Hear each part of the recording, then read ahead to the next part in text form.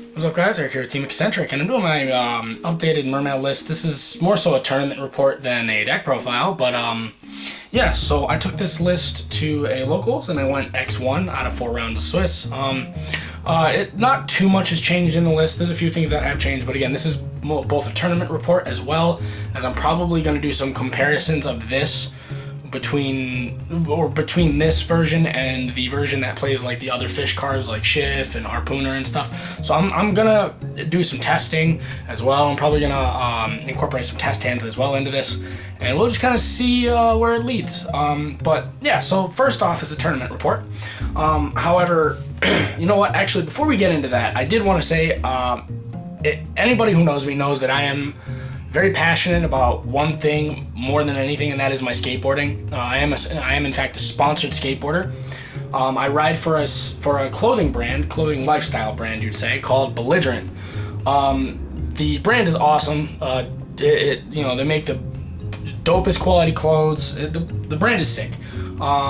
If you guys want to check out like some of the products we have, I'm going to leave a link in the description box below so you guys can just take a look and see if there's anything that you guys might want to snag. I definitely recommend taking a look because they got some really cool clothes, really dope designs. And it's not just clothes, they got beanies, they got trucker hats, they got sweaters, they got sticker, they got a belt. I mean, they got chains, they got everything. It's really, really, one of the best brand I've ever ridden for because they take it super seriously. And the thing is that I've ridden for quite a few different companies, whether it be skate shops or board companies, etc. And Belligerent is the one that I feel has the most promise in terms of having some longevity to it, because a lot of the other brands that I've skated for in the past weren't really looked after as much as Belligerent is. Belligerent is the owner, Austin Tomasello's baby. He cares so much about it, and I just wanted to promote the brand. But aside from promoting the brand, I did want to say that the clothes are awesome. You guys really should check it out. They got a really dope design with some Pokemon inspired stuff. It's really sick. So again, link in the description box below. You guys can check that out. It would really be awesome if you guys supported. But aside from that, we'll get into the tournament report. So I went X1 with this list. My only loss was to Ryziel, which is expected. But yeah, so we'll just start off with the list first. Not too much is different. Obviously, we have the 3 Neptibus. That's pretty standard. We have the 3 Atlantean Dragoons. That's also standard. 3 Rhine and 1 Heavy Infantry. All standard stuff. Nothing about this has changed. I have considered bumping Heavy Infantry up to 2 to try and play into boards going second a little easier. It allows you to clear stuff a little easier. At least, if anything, bait out your opponent's Ryziel Cross or anything of that nature a little easier. But getting to the infantry is never really a problem. It's just a matter of if your opponent allows you to get to it. But yeah, so that's the Atlantean package. Then we got the Mermails. So triple Teus, that's standard. Triple Shadow Squad, that's standard. Triple Pike, finally reacquired my super rares. 1 Megalo. So that is the Mermail list. Again, pretty standard. Most people are pretty much playing this. If anything, they're playing 2 Pikes rather than 3. And maybe if they're playing like the Shift package. But yeah, so that's it for the Mermail package in the main deck. Then we have triple Deep Sea Minstrel. Again, I'm trying to rip hand traps as soon as possible so I can go off with my plays. And worst case scenario, I search this mid combo before I do summon 5 just so I can see if my opponent has Nibiru. Yeah, that's just the way it has to be done, so in my opinion. But next we play 1 Moulin, that's obligatory. And then we play the Coelacanth. All obligatory stuff. I have noticed that there has been a bit of an uptick in people, instead of playing the Coelacanth, playing the Ice Barrier engine with the General Raiho and the Lancia, with the Trishula, and as well as the Ice Jade Renegirine, which is something I also kind of want to test. I may test that in some duel videos in the future, we may see. But as of right now, I really like the the Coelacanth because it just gives you an extra dynamic. Like if you get Ash Blossomed or if you get stopped in some way that would usually stop your combo, if you have the Abyss Rhine and you haven't used it yet, and you can tribute off your Neptibus or tribute off something in your hand and just like go in with this, we've all seen it. So Then the non-engine, the main, triple Ash Blossom, triple Perulia, double Folos. That's standard. That's the stuff that I've been playing. I need a third copy of Folos, but then again, the new Molcharm is coming out, and I'm probably going to side 2 copies or 3 copies of that, depending on how it works. So, yeah. So that's it for the main deck monsters. Then for the spells, we have Trienia, the Monster Reborn. We all know what it does. It's Monster Reborn, a shuffle back, as well as it protects the card it's equipped to. The 1-for-1 because an extra copy of Neptibus. I took out the Virtue Stream stuff, and I'm playing Pot of Prosperity, and to be honest with you, I don't miss it as much. It's not that the cards, like the Virtue Stream engine, isn't good, because it is very good. The thing about it is that I don't want to draw the Virtue Stream, and then draw like the rest of my cards being combo pieces, and then the rest of my cards get stopped, and then I don't have a way to dig for more cards. I feel like Pot, at the very least, the argument you can make for Pot is that in games 2 and 3, it digs you into your side deck. So I just think Pot's too good not to play. Then one Called by the Grave, that's kind of standard. You want to stop your opponent's hand traps. So that's it for the spells, and then traps. It's just the 3 impermanents. I don't play any other traps in the main. I have considered cutting the Ash Blossoms for the impulses, but again, Ryzeal is a thing, and Ryzeal just plays right through. Like, Impulse does nothing to Ryzeal, so. And that's it for the main deck. For the extra deck, we have, first off, an Ibir token, whatever. We have Mermail King Neptibus. We all know this card's nutty. It makes all your cards untargetable that it points to that are water. So you just make a bunch of toads. You know, you make your Gaios, you make, you know, Zealantis, whatever. You know, you make your Stealth Kraken, your Abyss Dweller under this thing, and it makes it difficult to play through it. Then we play the Mermail Abyss Lacia.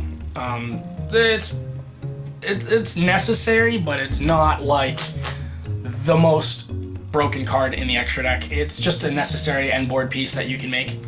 Then we play World Sea Dragon Zealantis, just to clear opponents' boards. Then because I cut the Virtue Stream stuff, I bumped Coral Anemone back up to 2. I figure that if I'm playing the Zealantis, I might as well have one of these for combo and one of these for crackback, obviously. As I've stated in the past, that was my past philosophy with this card. So until we get Supreme Darkness, which is in 2 weeks, or about a week or 2, depending on when I post this video, one of these will probably be cut for the Abyss Trite, the Atlantean Spirit. So then we play one Abyss Keeper. Abyss Keeper will definitely be cut once Supreme Darkness comes out. I'm probably going to go back to the Virtue Stream stuff because Abyss Trite makes use of like other cards that, not necessarily makes use, but it makes better use. It makes it easier to utilize certain cards that otherwise wouldn't be as useful or would be bricks in your hand, like engine requirements essentially. But the philosophy is that with Virtue Stream at that point, it makes like summoning cards more easier, so the Abyss Keeper will just come out for the Virtue Stream stuff. Either that, or I'll probably throw in another synchro like a Trishul or something to hand loop, but I doubt that. We'll see. So that's it for the extra deck, or Link monsters rather. For the Xyz monsters, we have Poseidra Abyss, the Atlantean Dragon Lord. We all know what this card does. Non-targeting, bounce 3, detach 2, and then send 1 from deck or hand to grave, and then non-targeting, bounce 3, and then if it's sent to the graveyard after it's Xyz summoned, you can discard a card for cost and then special summon 3 level 3 or lower fish, aqua, or sea serpents from your hand to grave. Card is nuts. Then we have Abyss Gaios to bridge our way into this, which will be changing. Once we get the Abyss Trite, this is going to be an end board piece as it should be, rather than Abyss Trite. Rather, Abyss Trite will end up going into the Poseidra Abyss in your opening combos, and Gaios will be an end board piece, which is kind of what you prefer, but at the moment, Abyss Trite isn't out, so Gaios is the bridge. Then we obviously have the double Bahamut Shark, the double Toad. That goes without saying. And then we have the Stealth Kraken and the Abyss Dweller, all standard. So yeah, pretty good stuff. And then last but not least is the one synchro monster, the Ice Jade Gamera Azurine. I make this off a combo. I know I'm not playing the Ice Jade monster, which is a valid option. I mean, I could even cut a Minstrel or even cut the Prosp for it, but to be honest with you, I didn't really miss it. This card is definitely achievable off of combo, off of a one-card Neptibus combo. You would just, off of one of your Dragoon searches, as long as you get to Minstrel, which more than likely you will, Minstrel's in the grave, you use Poseidra Abyss, special back the Minstrel and 2 others, link those other 2s in the MERMAIL Abyss Lacia under the MERMAIL Kidnapped Abyss, and then you have the Minstrel on board still, and then you use the equip spell, bring back the Megalo that you would have searched in your combo, because in the combo you search a Megalo, and then you synchro into this, and then that protects your board. So, and it did a lot of work, actually. It did a lot of work against Fiendsmith Ryziel. I was able to banish their Engravers, which was not, like, game-ending necessarily, but it definitely, I think, put a hindrance on the deck. So, and last but not least is the side deck. So the side deck, it's funny because most of this side deck I really didn't even use. Yeah, I mean, maybe I just made the wrong calls for the most part, but nonetheless, I did well. There was one card in particular in here that did really well. So I'll start it off. We have 2 Phantasmae. This was for Malice. Because in Malice, I want to draw into my Lancias. I'm not siding 3 Lancias. I don't want to, like, see multiples of it. So, you know, I want to, like, draw into it with the Phantasmaes or the Mulch Armies. But I never even played against Malice. So, you know, that's kind of how that went. Yeah. So then from there, this is the MVP of the side deck. This card won me a lot of game. Did put in so much work. Book of Eclipse. So this card really put in work against my last matchup, which was Ryziel. I won that match, or Fiendsmith Ryziel particularly. I won that match in Game 3 by drawing this off of a Mulch Army Perulia, and it cooked. I mean, that's the way it goes. In my Ryziel matchup, it was just pure Ryziel. This card would have been better had they not had a bunch of hand traps, but they just had too many hand traps for me to be able to play through, even through that, and then they just flipped all their stuff up and then drew cards. So yeah, that's how that went. Then from there, I played 2 Thrusts, 1 Tactics, and then the other Equip Spell. The Equip Spell in my Fiendsmith Ryziel matchup actually did put in a little bit of work.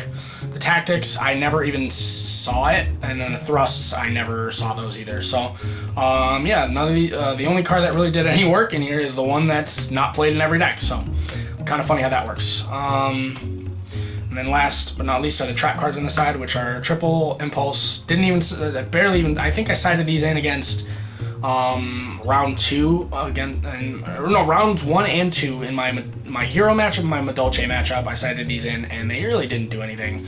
I mean, I didn't even see them, to be quite honest with you.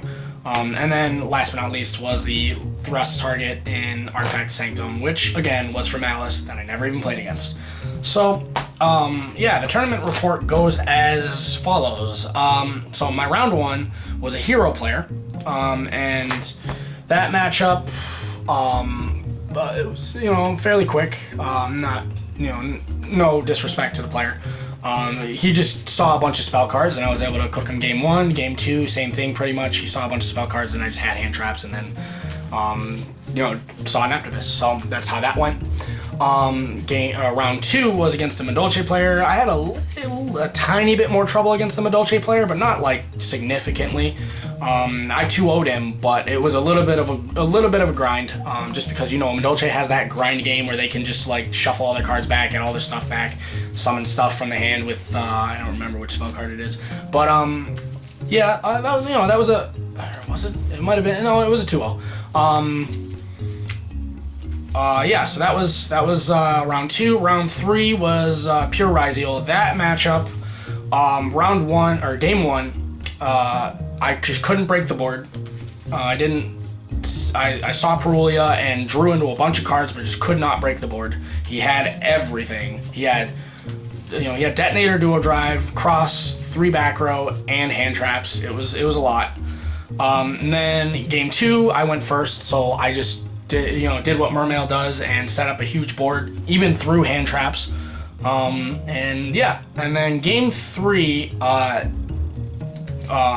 went first, and I did see Perulia again, and Folos, but I believe he didn't respond to either of those, actually, if I remember correctly. But so I drew a bunch of cards. I even drew into Book of Eclipse, but he set a bunch of back row, and he had, again, like 3 hand traps, and I just could not break it. I Book of Eclipse in standby phase, trying to avoid, certain cards, and So after that point, all of his Xyz monsters were face down, but also all my, I just couldn't play through. He had a bunch of hand traps. I minstreled. He had Ash and double Nibiru, so I figured I could minstrel, discard Dragoons, add Neptibus, and I can play through Nibiru with a simple Neptibus. But the Ash Blossom was really what did it, or the Ash Blossom was really what would have cooked me if I didn't have the minstrel. So I ripped the Ash Blossom, played through the Nibirus, but then I just could not crack his board because he had so much back. He had Imperm, he had double Imperm. I don't remember the other back row, but he just had every answer in the back row, and then from there, in the at the end of that turn, all his monsters got flipped out because I couldn't clear any of his monsters, and he just drew cards. I was trying at that point. I was trying to save heavy infantry for the cross, so that I was trying to play through it in such a way that cross would be the last thing I destroyed, because I was going to try and Zealantis waterlock him first to just clear the board, but he just had all the answers. So that's the way that went. And then round 4, in my final round, I played against Fiendsmith Ryziel, which, to be quite honest with you, that matchup was a very evenly paced matchup. Like, it was a little back and forth. My hands were a little better in that matchup. Game 1, he went first, and he set up the standard Ryziel board, but with a few Fiendsmith things, obviously, and I just couldn't play through it. Game 2, I went first, and I obviously did Mermail things. And then game 3, as I said, he started off, and I went Perulia, and I noticed that as soon as I Perulia'd, and I got a draw off of his Ice Ryziel, because he normal summoned the Ice Ryziel, he started to go into Fiendsmith lines, so that I think he could try to avoid giving me as many draws off Perulia as possible. But as soon as he started going into Fiendsmith lines, I had other hand traps, so I stopped the Fiendsmith line, and then he just had to play with Ryziel stuff. So he went through the Ryziel combo line, set up Duo Drive, Detonator, and Cross, and then with all those summons from the hand, I was able to see a Book of Eclipse, so I Book of Eclipsed him, and then I went in for game, pretty much. So that's how the tournament went out. Pretty solid. I do think that this list is probably going to change. It's definitely going to change once Supreme Darkness comes out, which is in 2 weeks. I figure that because this was a tournament report, I figure like it doesn't hurt to kind of just post the last profile of like this version, just so we can see like where the deck is going. And yeah, so I think I am going to do a few test hands with both the Shift version and this version. I think I'll do 2 test hands each and just kind of see what the differences are, so we can distinguish for ourselves which version I think is better. Because I think this version is better. I like the ability to toad away my opponent's cards multiple times in a turn, as well as add back resources, whereas the Shift version only plays 1 toad as far as I'm aware. And with that said, it's still a solid version. You use Shift to synchro during your opponent's turn, and then you do the White Aura Porpoise to summon back 2 Pikes and get the Toad or get the Dweller. It has just as good of an end board as this version, but I don't like the fact that as an oh shit button, you use the Goatee of the Deep Beyond to banish everything. I'd rather not banish my whole field. So, but yeah, so we'll get into a few test hands and we'll see how it goes.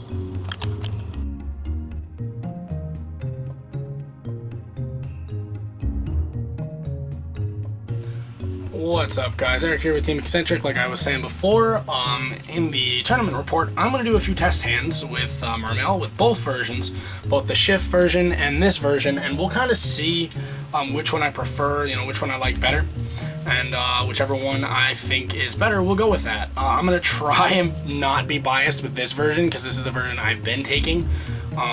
This is the one that the profile and the tournament report is on, so yeah, hopefully I can be not biased and just kind of see which one is better and just adopt that, philosophy into my deck building. So, so we shuffled up. We're gonna get our first test hand going. So our opening test hand is Minstrel, Shadow Squad, Trinia, Dragoons, and Pike. This is actually a pretty strong hand. So obviously to start it off, the best way would be to go Minstrel. Probably here I would ditch the... probably ditch the Shadow Squad. So you rip one from your opponent's hand, and then you get the Shadow Squad effect. And then with the Shadow Squad, just summon the Neptibus. Then you can use Neptibus effect, send Atlantean Dragoons to add Abyss Rhine. And then Dragoons effect will trigger and add the Mooling Glacier. And then from there, I would normal summon the Pike, and use Pike's effect, discarding the Atlantean Dragoons to add a level 3 water. The level 3 water I would just add another copy of Minstrel, and then Dragoons here can add Megalo, so that later in the combo we can bring it back off of the equip spell. And then from there, use the Abyss Rhine, tributing the Neptibus. Summon the fish, and then Neptibus Engrave will target the Dragoons, and then from there you have the 5 waters in your grave, so drop the Mooling Glacier, rip 2 cards from your opponent's hand, then just Xyz summon for the Bahamut Shark, then detach, you make 1 toad, middle zone here. Atlantean Dragoons will trigger. So from here you can add heavy infantry. Then use the Coelacanth, discarding the Megalo for cost, and then summon the other 2 Pikes straight from your deck. Pike, Pike. Obviously, Pike already triggered, so you can't use it, and even then it would be negated. So then I would here Xyz summon for another Bahamut Shark. Then I would link summon these 2 into the Coral Anemone, obviously. Then use the effect of Coral Anemone. Special summon the Shadow Squad. Use the Shadow Squad's effect. Discard the equip spell to make these level 7. You'll see why in a moment, because we can get the equip spell back, so it doesn't really matter. So then we'll Xyz summon here for the Gaios, and then the Poseidra Abyss. And then we'll link these into the Mermail King Neptibus. And then Poseidra Abyss will trigger, and we'll discard the Minstrel. And then we'll summon back a Minstrel, a Squad. It doesn't really matter here, so we'll just go for a Neptibus so that we can keep the Rhine Engrave just in case.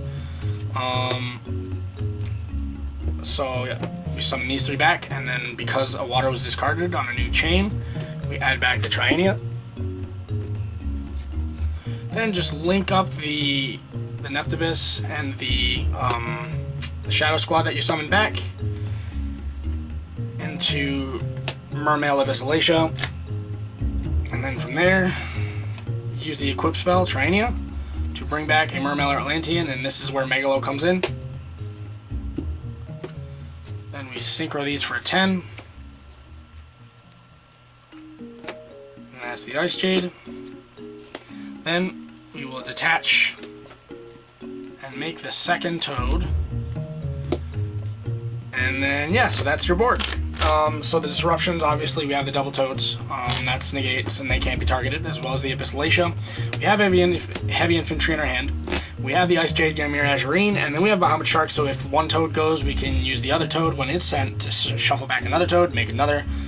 The board kind of takes care of itself, and at worst case, you can always shuffle some stuff back with the Abyssing Trinia. So that's a pretty solid board. So that's one test hand. We'll get into the second.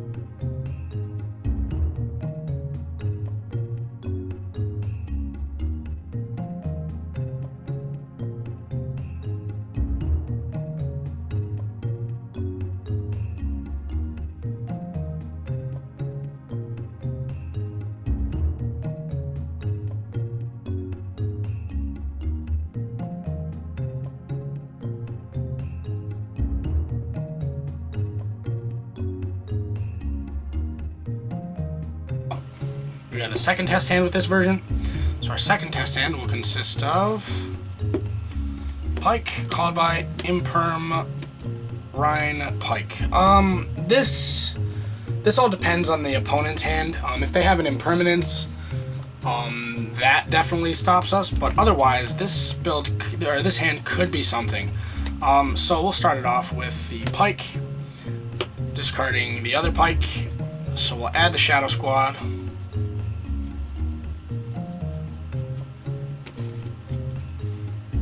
Then from there, we'll use the Abyss Rhine, tributing the Shadow Squad.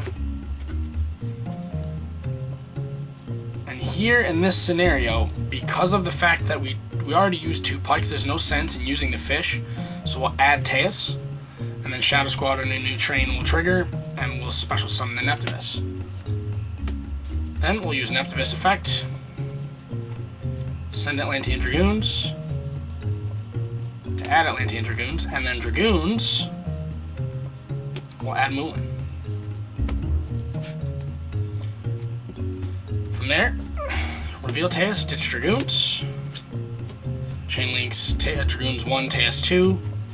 So Teus here adds another level 4 or lower Mermail.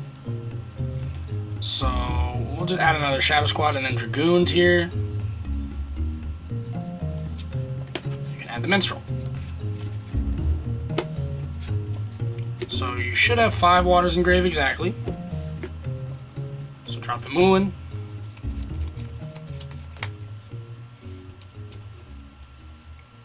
And from there,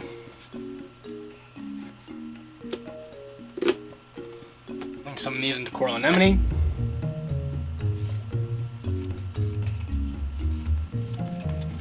Then we use the effect of Anemone, special summoning the Shadow Squad. Then use the Shadow Squad effect, and here I would probably discard the Minstrel. So all these become level 7s. And in that scenario, we'll probably Xyz summon these 2. Into Gaios, and then into Poseidra. And then we'll link the Mermail King Neptibus, we'll put it in this zone. And then Poseidra Abyss effect, we'll discard the Shadow Squad. And then we'll summon back Shadow Squad, Minstrel, right? And then Neptibus on a new chain. We'll add the Abyssing Triania. Remember the Neptibus, the level 1 Neptibus is actually level 7 because it wasn't used as material for the Poseidra Abyss, and it was made level 7 with the Shadow Squad that we put on the board earlier, so that is quite helpful. So from here, what you could do is synchro these into a 10. Or even before you do that, rather, you could actually just go Triania, bring back the Teus,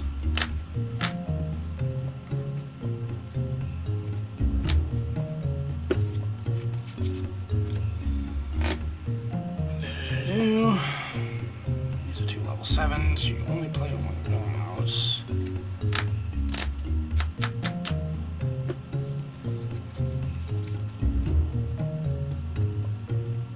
At this point, it might just be best to do this. Yeah, synchro these into a 10.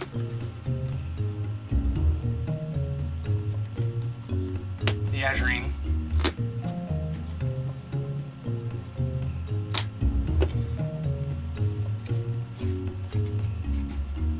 Link these into the Mermail Link 2.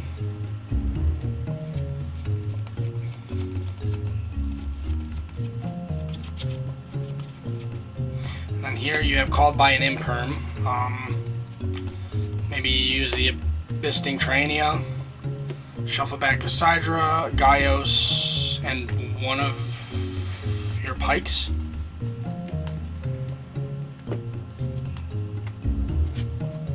Perhaps that's the play. And then here it depends on kind of what you're playing against. It's probably best to use to set the impermanence. So set the impermanence and keep the call by in your hand, and the reason being is you can use the Alacia to discard something. It's not the best board. This board is definitely lackluster, but it's still something. I mean, this protects your board from being destroyed or banished by card effects. You have the Imperm to negate something. And then you also have a draw with the Abyss Rind, so Abyss Rind, discard this, draw. I mean, that's, you know, it gets you into another Rind. Yeah, I mean, it's not the best, but it's definitely still something. It definitely can do stuff. So, yeah, so that's the test hands with my competitive build. Let's get into the test hands with the shift version, and we'll see how that goes.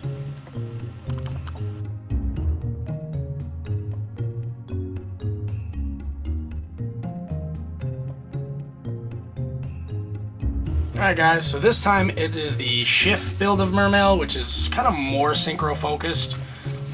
But, I mean, you know, you still make a Toad in the combo, so that's, you know, still a thing. But, yeah, so we're going to just do 2 test hands with this version, and we'll kind of see exactly which version I prefer. So, so our first test hand consists of Dragoons, Harpooner, Pike, Nibiru, Pike. This one's a little weird. So I would start by normal summoning your Pike, discarding your Atlantean Dragoons. So then I would go, Pike obviously will search the Rhine, and then Dragoons will search the Neptibus. So from here, we already normal summoned, but we have Harpooner, so effective Harpooner will reveal itself and the Neptibus. Obviously special the Neptibus. Then we use the Neptibus. And here I would honestly send the Shadow Squad, add the Dragoons, and then the Shadow Squad will trigger. And we'll just summon another copy of Dragoons.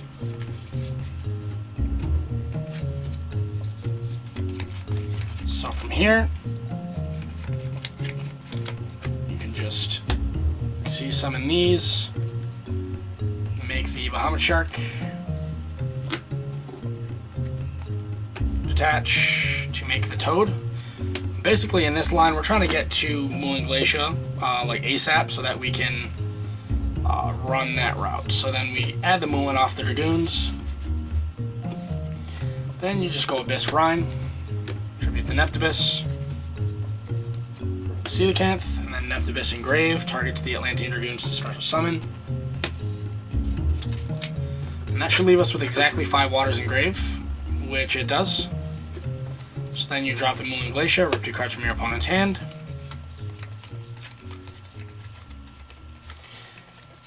And then from there, we'll just link the Dragoons and the Bahamut Shark into the Coral Anemone. Effect of the Coelacanth, discard the Dragoons. Summon fish from the deck. I believe the only one we have left is Shift. Oh no, we do still have a Pike, so summon the Pike and then the Shift. And then on a new chain, Dragoons will trigger, and we'll add Minstrel.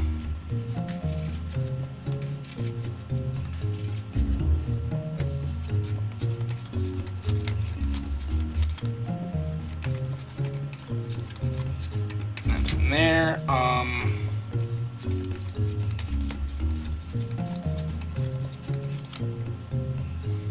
probably just, we didn't use this. We didn't use the Coral Anemone yet. And see, this is part of the reason why I don't care for this build, is because you get a lot of space filled up by your board, and like, you know, you tend to you know, not have enough zones to do everything. So yeah, I guess we'll bypass the Coral Anemone at this point. Not very good in my opinion, but okay. So Neptibus, the MERMAIL King Neptibus, then from there, Synchro Summon the Goatee with Shift and make the Porpoise, and then effect. So then we can special back the Pike, and then special back another copy of Pike. Then use the Shift, banish it, make the White Aura Porpoise gain 500 attack points. Then make the Dweller. Dweller effect, and then the Neptibus. Atavisting Triania.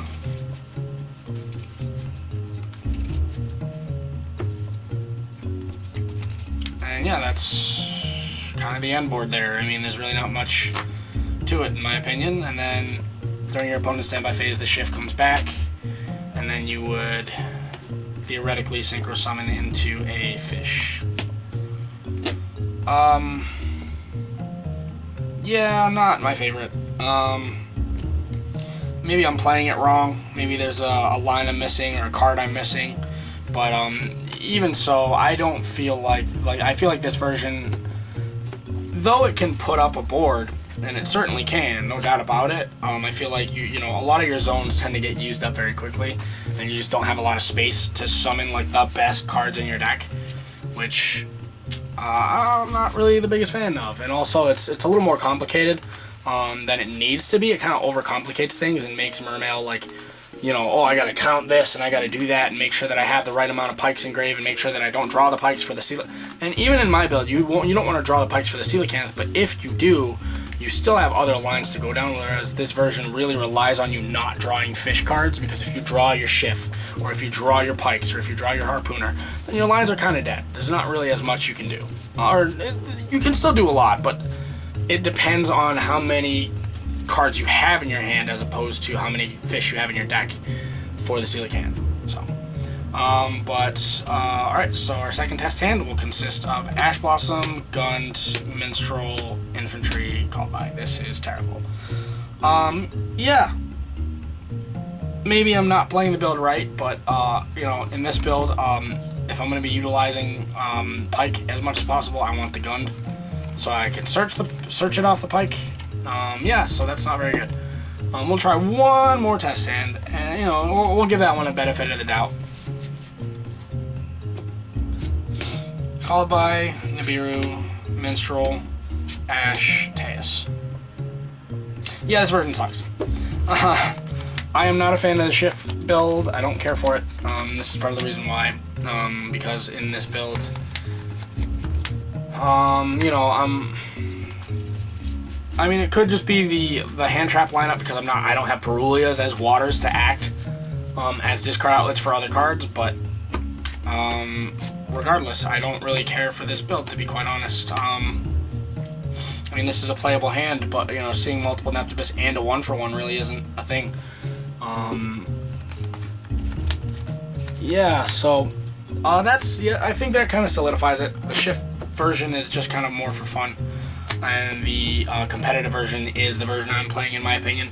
That's just me. But, alright guys, Eric here with Team Eccentric.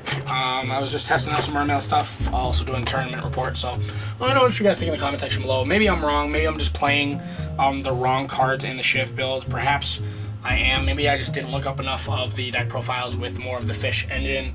But that's just the way that I see it so far. So, Eric here, Team Eccentric, and I'm signing